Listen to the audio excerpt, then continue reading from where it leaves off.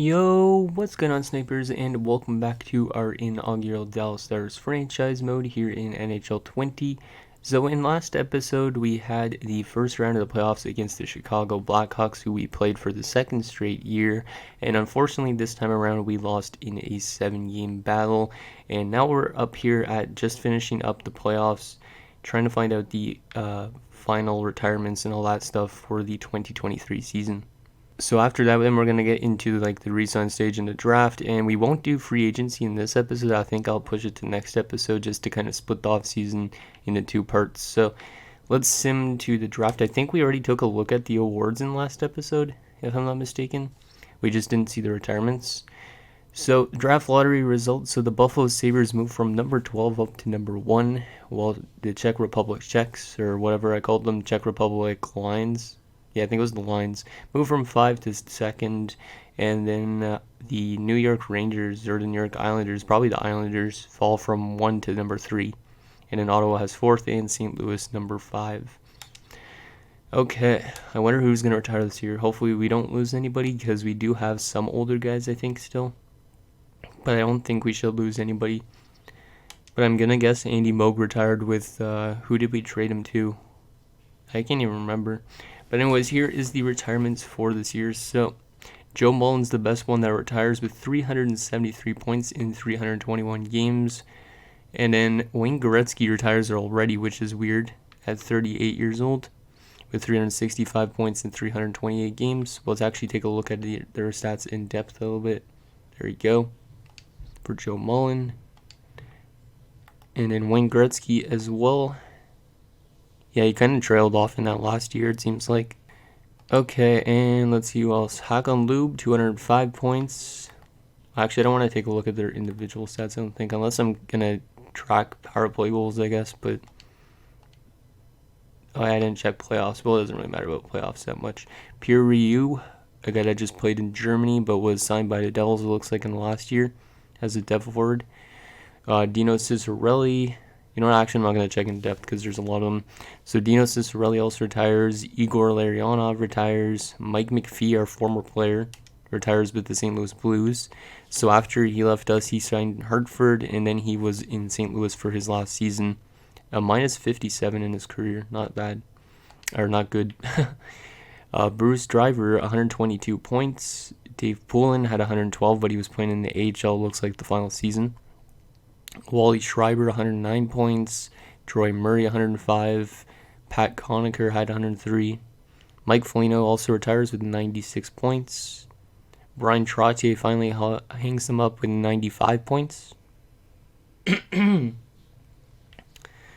Anybody else? Mark Howe, 83 points. Retires at 43 years old because he was already like 40 in year number 1. Dave Hannon retires with 78 points. Grant Ledyard, our current player, actually retires with 71 points. So we did lose a defenseman, which means hopefully we have that defenseman we drafted last year, Taves, being ready soon. Greg McTavish retires with 66 points. Sorry, I'm trying to lose my voice, it seems like, already this morning. Kasatonov, 61 points. Eagle, 60. Gillen, 57. So we got a lot of retirements, it looks like, this season. 53 points for Bruce Eakin. Anybody else? Randy Ladouceur with 45. Dave Tippett with 43. Jay Wells with 38. Brad McCrimmon with 38. A lot of old guys retiring, which means we're going to start getting a lot of young guys into the lineup soon for all these teams. And probably a lot of guys that are actually in the AHL in real life. Dean Kennedy, 26 points. What else we got here? Anybody else? I think that's it. Yeah, I think that's pretty much it, unless there's one guy that's just down here chilling. Doesn't look like it. Just gotta make sure, though. Yep, nobody else. And then goalie-wise, any big retirements for goaltenders? No. Well, Carl Friesian retires, former Germany goalie, and also former Rockford Ice Hog, I guess. So he signed in Chicago at one point.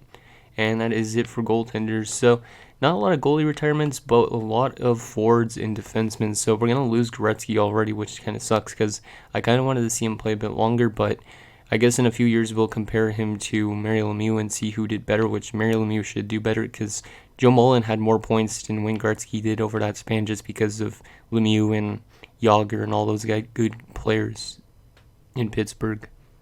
Okay, so now let's continue up to the draft. So here's some coach retirements. We did not lose anybody, it looks like, which is good. How about in the AHL? Nope. So no coach retirements for us, which I didn't want to have happen anyways because we have a pretty solid coach, I think. Let's take a look at... Yeah, we're not doing draft interviews because the game probably will crash because there's still bugs in that, I think. Okay, so we're up here at the draft. I already checked the awards. Let's take a quick look at our progress reports. See if anything has changed with our young guys. So we did get a lot of drop off, which looks like, and then at defenseman I was mentioning in the minors. Let's go by overall. Yeah, Taze is probably not going to be ready this year, which means we're probably going to have to sign it like an actual defenseman if we want to in an offseason. Okay. So let's get right into the 2023 draft and pick up some pieces. Maybe we'll find a good defenseman late in the draft, I don't know. Somebody that could help us out for this future that we have going for us, because we have some good young guys too. So we are all the way up at, where are we? Number 20. Not a bad net, 20th overall. Okay, we might be able to steal something nice there. So let's see the first 5 picks. So the Buffalo Sabres at number 1 are going to take Torres, which is a medium franchise center sniper. Stu Torres. Interesting. And then Czech Republic is going to take Humphreys, who's an offensive defenseman. Nice. This guy's probably a future Norris winner. Easily. The Islanders take Deslauriers, defensive defenseman, 78 overall, medium elite. Looks like he was pretty good in junior in terms of assists, but yeah, he's definitely really good defensively, though 85 defensive awareness already. And then the Sens take at number 4 Sutton, who's an 82 overall power forward. I feel like that's going to come back to Islanders to bite the Islanders in the butt because power forward is usually a really good scorer, so this guy's probably going to be a future like Rocket Richard winner. I'm just going to bank on that right now that he probably is. And then let's see who St. Louis takes at number 5. They're going to take McGinnis. So they have they don't have McGinnis in this stage, but if they ever bring in McGinnis, they'll have McGinnis and McGinnis.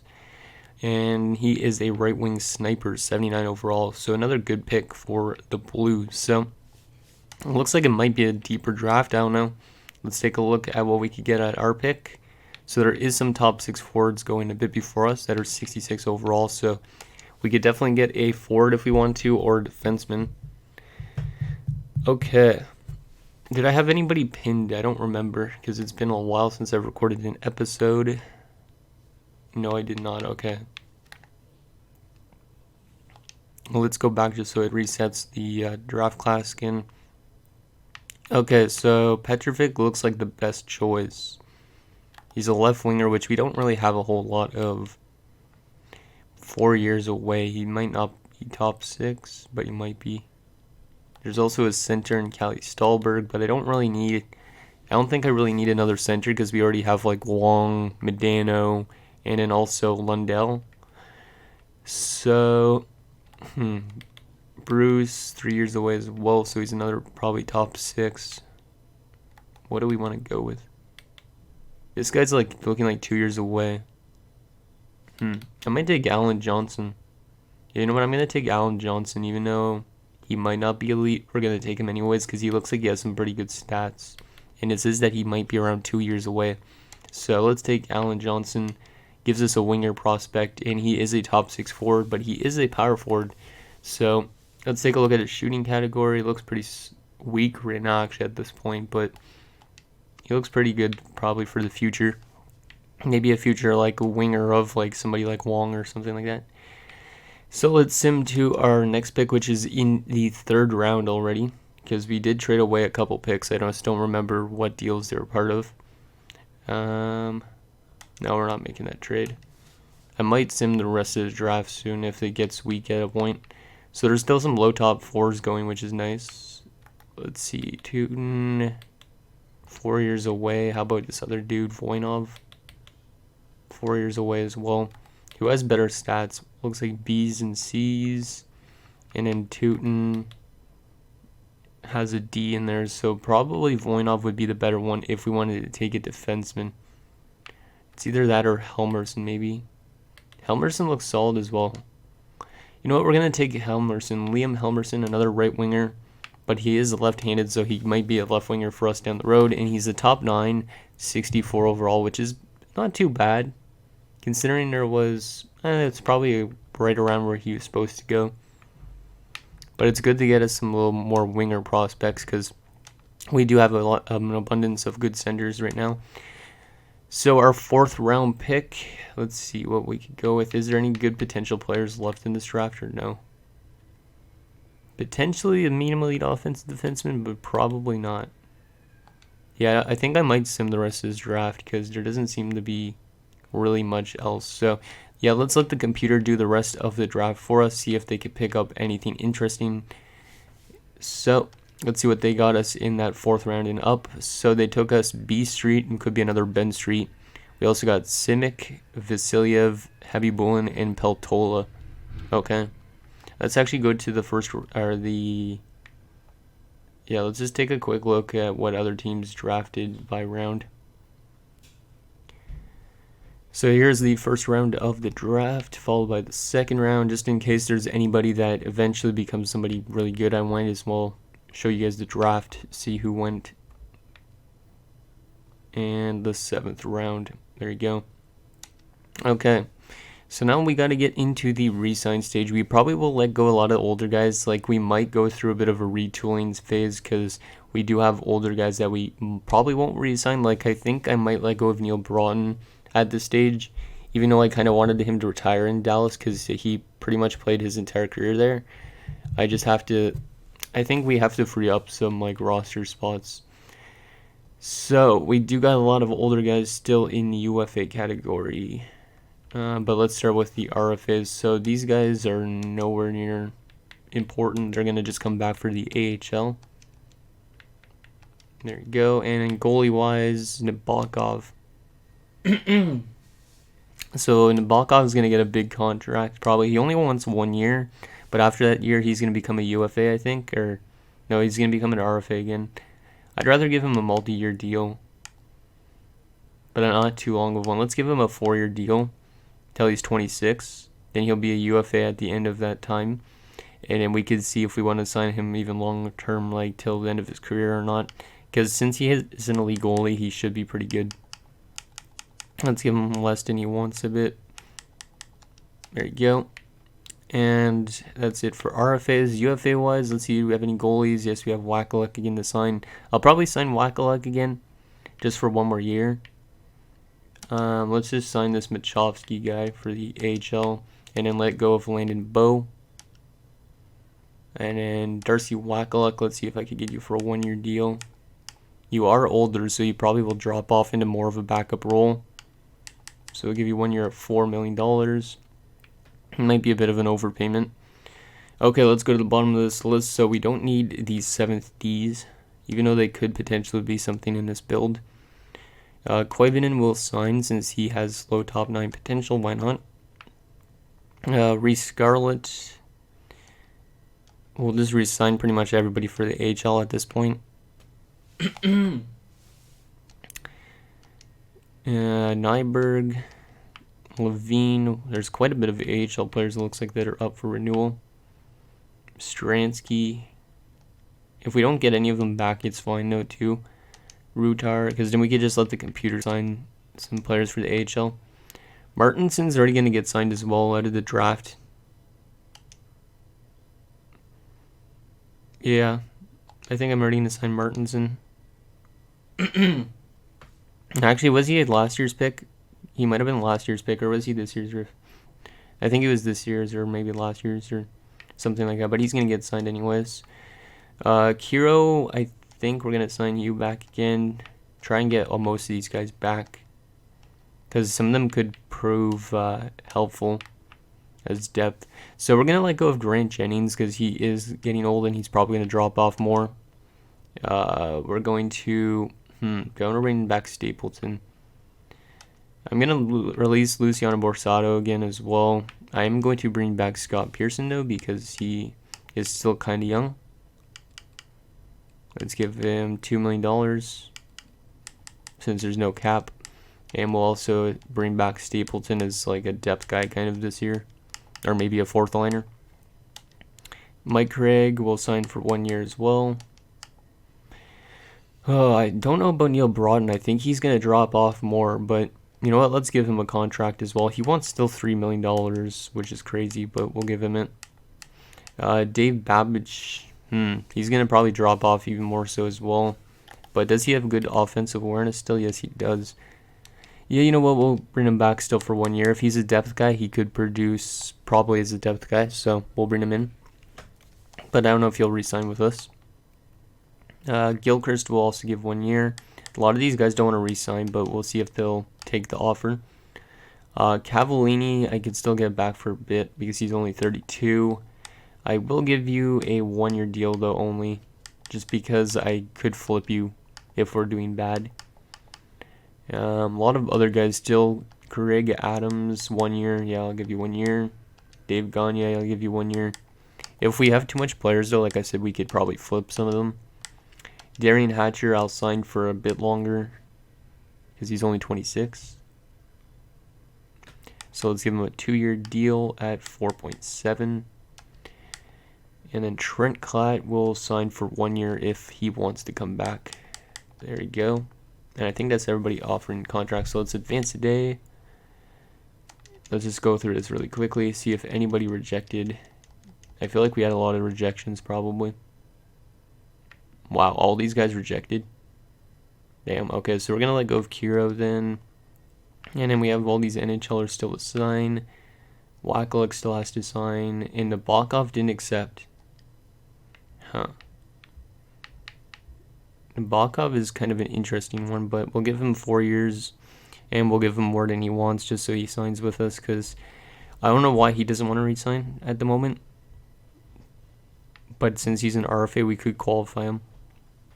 So we'll offer him 4 years at 6.25, and that should get it done. It might be a bit of an overpayment at this stage because we don't know how good he's going to be as a starter. Or, well, actually, he was kind of starter this year. And, yeah, Darcy Wakaluk, I might let go of. Yeah, we're going to let go of Wakaluk for now, but I might bring in a new backup goalie just because he might want to. It seems like Wakaluk wants to test free agency, so. But he's probably not going to get what he wants, I don't think. Unless some team is just really needing a goalie. Which actually a lot of them do, so maybe not. And we'll just give these guys all a lot more than they actually need. So let's go 2.3. And then Neil Broughton 1 year. I don't know why Broughton didn't accept it. That's... Like, I feel like this is definitely an overpayment, but re-signing Neil Broughton until he retires in Dallas would be nice because maybe he could get one last chance at a Stanley Cup. And then same goes for like players like Dave Babbage, who's already 37, giving them one last chance because this team is still capable, I think, of winning another cup.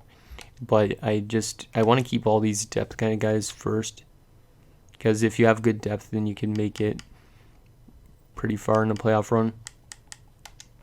Okay, so we'll give them all $1 million more than they want. But all these guys are going to be on a 1 year deal. Just in case we're really bad for some reason this year. Which I don't think is possible, but who knows. And then Dave Gagne as well is going to be a 1 year deal at 5.5. There we go. Let's see if those guys accept. I think they all just accepted. Yep, they all did. And we let go of that goalie. We're just waiting on Nabokov. He didn't accept again? Jeez, man. Okay, we'll give you the 1 year deal that you want, but we'll give you 3.5 for the 1 year. I don't know why he does not want to accept, it seems like. And there we go, he accepts the 1 year deal only, so we're going to have to sign him again next year, but whatever. Okay, so now that we have everybody re-signed and we did let go of Wakaluk, let's take a look at the available free agents. Next episode is also going to be pre-recorded just because I have a class on Mondays, so I won't be able to actually record on Monday. So Let's take a look at the free agents. So I think we just need a goalie first. So let's take a look at our roster currently. I think we just need a backup, unless we're going to use Vokun actually. Yeah, we could use Vokun as our backup this year, so we might not. So currently for forwards, what do we got here? Sort by overall 1, 2, 3, 4, 5, 6, 7, 8, 9, 10, 11, and 12. So we do have 12 forwards and a depth guy, so we are good for forwards. We could use maybe another depth winger, if anything. And then we have 1, 2, 3, 4, 5, and 6. So yeah, we do need a 6th and 7th D-man. And then goalie-wise, we have, 2 goalies. So let's take a look at the free agents. So we do need a top 6 defenseman and a 7th D-man and then another depth forward. And I think then that's pretty much all we need. So let's go affordable, even though everybody's affordable. And let's go to... Wow, this guy was qualified as an RFA at 21 years old. Wow, this Sidor guy wants a lot of money. Tampa Bay Lightning. Has he even played much? Yeah, he has. Huh. Damn, that's crazy that Tampa Bay's like not even signed him yet. And Alfredson's also an RFA. There's a lot of RFAs this year. Sandis Oslunch is up there. Patrick Eliash. This year's free agent pool looks pretty stacked. Like, I'm not going to offer an RFA unless for some reason we want to risk giving up a first round pick for it. Or multiple firsts. So let's see. So we need a top 6 defenseman. So in the case of top 6 defensemen, we got quite a bit of a selection. So Slaney, Riki, Williams. Most of these guys are more defensive defensemen, but there is a decent selection. So I don't know who I'm going to sign in next episode, but probably one of these guys. And then in terms of depth defensemen, there is Charlie Huddy at 76. There doesn't seem to be a lot of good depth guys, so we might sign like somebody like Bergevin to be our depth guy. Yeah, we might sign Mark Bergevin for the depth. And then goalie-wise, for our... Well, actually, we don't need a goalie. Why was I saying that? We don't need a goalie unless we need one for the AHL. But speaking of goalies, Andy Moog is down to an 80 overall, so he's probably going to be in his last season. And we needed a depth forward. Okay, let's go by role and see if there's any good depth forwards available. Because maybe we'll take a depth winger in free agency. Wow, there's a lot of fourth liners. Any good depth forwards? There's a 77, Mark Osborne. That might not be that bad. Because a lot of these other guys are like 76 or below. Now there's still Luciano Borsato. So yeah, we might bring back Luciano Borsato as a depth guy because that's not that bad either. That's probably the best depth forward other than Dackel. Why is Dackel a depth forward still? Huh, he didn't grow at all. Yeah, maybe we'll sign Dackel as a depth guy. But he could potentially turn into a fourth liner. So anyways, guys, that's going to do it for this episode of our Dallas Stars franchise mode. So next episode, we will have free agency, and then we will get into the season simulation for year number 5. We'll probably do like the first couple months, and then that'll be it for that episode. So anyways, let me know what you guys think, and I'll see you guys next time.